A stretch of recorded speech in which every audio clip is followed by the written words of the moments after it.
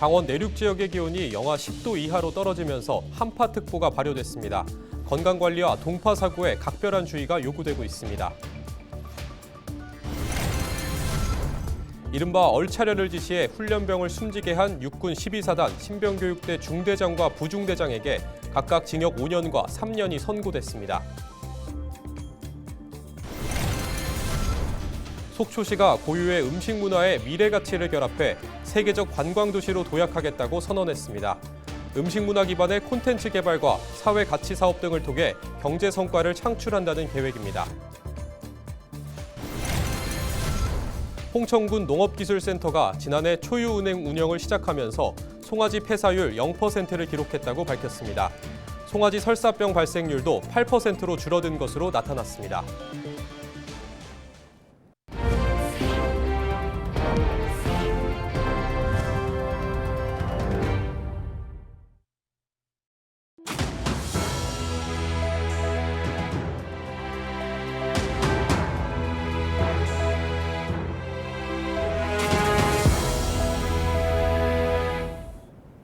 시청자 여러분 안녕하십니까? 헬로티비 뉴스입니다. 7일 아침 강원 내륙 기온이 영하 10도 이하로 떨어지면서 한파특보가 내려졌습니다.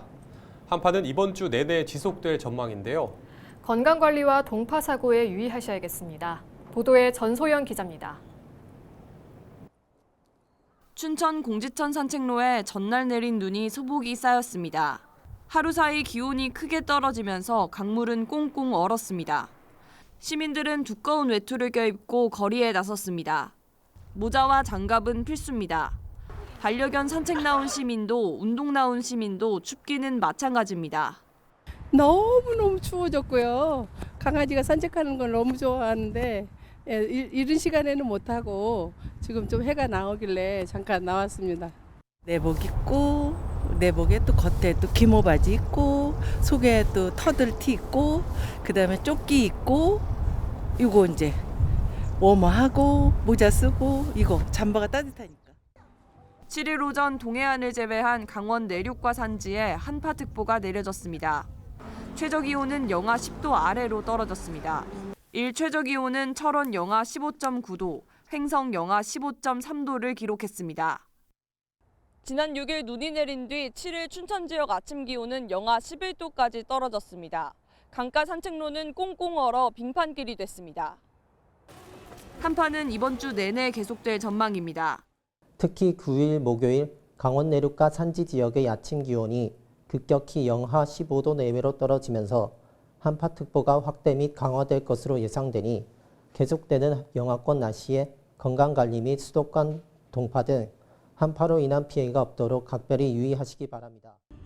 이번 주 강원 지역에 눈 소식은 없지만 바람이 강하게 불어 체감 온도는 더 낮아질 것으로 보입니다. 노인 등 한파 취약계층은 가급적 외출을 삼가고 보온과 건강관리에 유의해야 합니다. 헬로티비 뉴스 전소연입니다. 지난해 5월 육군 12사단에서 군기 훈련을 받던 훈련병이 사망한 안타까운 소식 전해드린 바 있습니다. 당시 군기 훈련을 지시한 중대장과 부중대장은 훈련병들이 취침 점호 이후 떠들었다는 이유로 한 훈련병이 사망에 이를 정도로 과도한 군기 훈련을 시켜 충격을 줬는데요. 법원이 중대장과 부중대장에게 실형을 선고했습니다. 정승환 기자가 보도합니다. 얼차려 훈련병 사망 사건의 피고인인 중대장 강모 씨와 부중대장 남모 씨. 이들은 규정을 위반한 군기 훈련을 지시해 박모 훈련병을 숨지게 한 혐의로 재판에 넘겨졌습니다. 박 훈련병이 숨진 지 8개월 만에 법원이 피고인들에게 실형을 선고했습니다. 재판부는 직권남용 가혹행위 혐의와 학대치사 혐의 모두 유죄로 판단했습니다. 재판부는 피고인 측의 주장과 달리 규정을 위반한 군기 훈련 행위가 군형법상 가혹행위는 물론 형법상 학대에 해당한다고 봤습니다. 강모 씨는 완전 군장 사실을 몰랐다고 주장했지만 재판부는 군장에서 책이 쏟아진 점 등을 봤을 때 인지할 수 있었을 것이라며 가혹행위와 학대의 고의성이 인정된다고 판단했습니다. 군기훈련과 훈련병의 사망에 인과관계가 없다는 피고인들의 주장도 받아들이지 않았습니다. 다만 재판부는 피고인들이 반성하는 태도를 보이고 교육 목적으로 군기 훈련을 실시한 점 등을 정상 참작해 강모 씨에겐 징역 5년을, 남모 씨에겐 징역 3년을 각각 선고했습니다. 앞서 검찰은 결심 공판에서 강모 씨에겐 징역 10년을, 남모 씨에겐 징역 7년을 구형했습니다. 유가족 측은 법원 판결에 분통을 터뜨렸습니다. 저 사람들이 500년형을 받은들 적다고 하겠습니까? 세상에 100년을 더 준비하고 살아갈 애들을 이렇게 사망에 이르게 했는데 5년, 3년으로서 한다면 누가 군대에 와서 자기 온몸을 다 바쳐서 훈련을 받고 어떤 부모가 군대를 보낼 수 있겠습니까? 피고인들의 항소가 예상되는 가운데 유족 측 변호인은 검찰에 항소를 요청하겠다고 밝혔습니다. 헬로티비 뉴스 정승환입니다. 동해안 관광 1번지인 속초가 음식 문화도시로 탈바꿈합니다. 대한민국 법정 문화도시에 지정되면서 관련 사업들이 본격화되는 건데요. 음식문화 복합 공간을 중심으로 새로운 사업 모델을 발굴하는데 고성과 양양 지역 대표 축제와 연계망도 구축한다고 합니다. 보도에 최성식 기자입니다. 설악산이 병풍처럼 펼쳐져 있고 잔잔한 호수와 동해바다는 마치 풍경화를 연상케 합니다. 동해안 관광 1번지이자 사계절 관광도시인 속초입니다. 속초시는 6.25 전쟁이 끝난 뒤 함경도를 비롯해 이북 출신 실향민들이 정착하고 수산업이 전성기를 맞으며 도시 규모가 급격히 커졌습니다. 실제 실향민 음식이 특화돼 있고 전국 각지의 문화가 어우러지면서 속초만의 고유한 음식 문화가 만들어진 겁니다. 여기에 한 해 2,500만 명에 달하는 관광객이 몰려들며 새로운 볼거리, 먹거리까지 등장했습니다. 속초시가 이 같은 고유한 음식 문화를 기반으로 문화예술과 사회가치, 지역 경제를 결합해 새로운 도시 변화를 만들겠다고 선언했습니다. 정부가 지난해 12월 대한민국 법정 문화도시로 강원 지역에서는 유일하게 속초 음식문화도시를 지정한 겁니다. 대한민국 최고의 관광도시 속초가 앞으로는 자연 관광도 중요하지만 실향민의 맛과 멋을 바탕으로 하는 음식 문화를 저희들이 발굴하고 계승 보존해서 정말 세계적인 글로컬 음식 문화 도시로 거듭나는데 최선의 노력을 다해 나가도록 하겠습니다. 속초 음식문화도시 조성에는 3년 동안 국비와 지방비 등 198억 원이 투입됩니다. 핵심 공간은 국내 대표적 실향민 집단촌인 청호동 아바이마을 일대입니다. 제 뒤로 보이는 속초시 수산물 공동활복장은 재생사업을 통해 속초 음식문화도시의 핵심 시설인 음식문화 복합공간으로 탈바꿈하게 됩니다. 복합공간은 공연을 보며 음식을 즐기고 음식문화 상품 개발과 자료 전시 기능까지 갖추게 됩니다. 주변 일대에는 음식문화 특화거리가 조성돼 새로운 사업 모델을 발굴하고 해변에서는 국제 음식영화제가 개최됩니다. 무엇보다 속초뿐 아니라 고성 명태축제, 양양 송이연어 축제 등 지역 대표 축제 간의 연계망 구축과 통합 여행 상품 개발도 추진됩니다. 왔을 때 즐기는 게 대다수가 단순히 자연과 먹거리 정도였다면 그런 것들을 좀 더 이용할 수 있는 콘텐츠화하는 것들이 중요할 것 같고요. 그러면 아무래도 지역에 머무실 수 있는 시간, 체류 시간도 증가할 것이고 숙박할 수 있는 기회도 더 많아지니까 자연스럽게 지역 발전과 연결될 수 있습니다. 속초시가 맛과 멋이 조화를 이루는 음식문화도시 조성을 통해 새로운 도약을 이뤄낼지 주목됩니다. 헬로티비 뉴스 최성식입니다.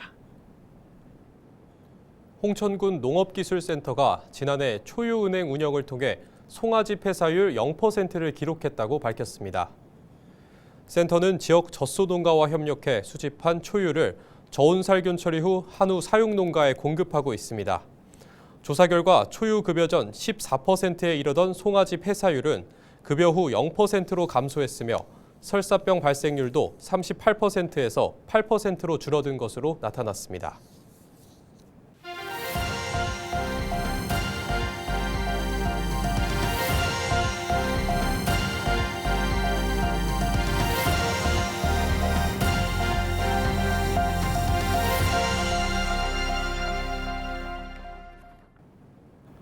고금리와 대출 규제 속에 탄핵 정국이 이어지면서 부동산 시장의 침체기가 길어지고 있습니다.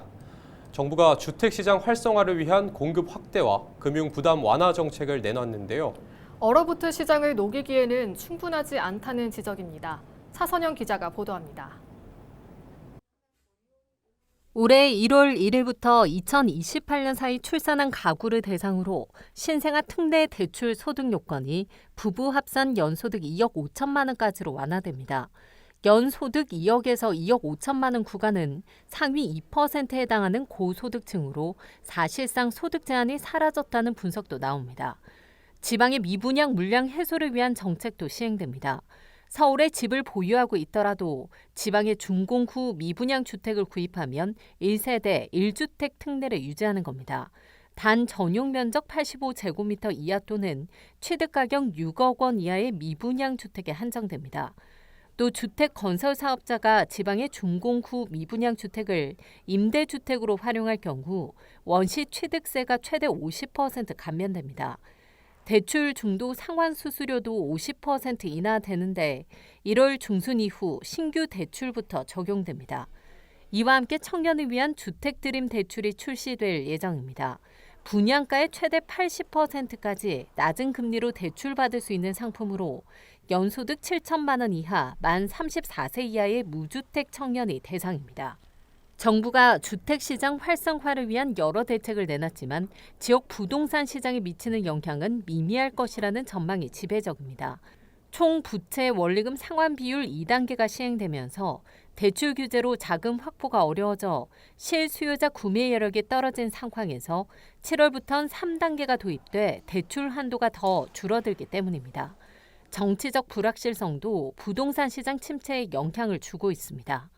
하방 압력이 어느 정도 작동했던 우리 지역시장에서는 결국 트럼프 미국 대통령의 취임이라든가 아니면 탄핵 정국 자체가 오히려 주택가격의 불확실성을 좀 더 높이는 쪽으로 작용을 하는 것은 분명하다라는 측면에서 보면 당연히 투자 수요는 위축이 될 것이고 지역 실수요자 입장에서도 당분간은 좀 대기 수요로 남을 가능성. 상반기까지 침체가 지속될 것이라는 전망 속에 금리 움직임과 대출 규제 완화 여부가 지역 부동산 시장에 영향을 미칠 것이라는 분석입니다. 헬로티비 뉴스 차선영입니다. 원주시가 초등 돌봄 공백 해소를 위해 지역 아동센터 4곳의 돌봄 시간을 연장 운영합니다.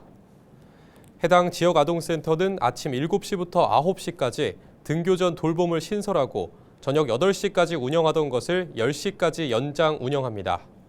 돌봄 시간 연장 운영에 들어간 곳은 단구동에 열린 지역 아동센터와 태장 2동 평강의 나라, 태장 1동 태일, 지정면 기업도시 지역 아동센터가 대상입니다. 지난 6일 저녁 9시 35분쯤 홍천군 천연리의 양계장에서 불이 나 2시간 만에 꺼졌습니다. 이 불로 대피하던 농장 관계자가 부상을 입었으며 양계장 2개 동이 불에 타 닭 3,700마리가 폐사돼 소방서 추산 2억 5천만 원의 재산 피해가 발생했습니다. 소방당국은 전기적 요인으로 불이 난 것으로 추정하고 정확한 화재 경위를 조사하고 있습니다. 횡성군이 지난 6일 느티나무 한의원과 업무 협약을 맺고 장기 요양 재택의료센터 시범 사업을 시작합니다. 장기 요양 재택의료센터 시범 사업은 의사와 간호사, 사회복지사로 재택의료팀을 구성해 거동이 불편한 장기 요양 수급자에게 방문 진료와 간호, 돌봄 서비스를 제공합니다.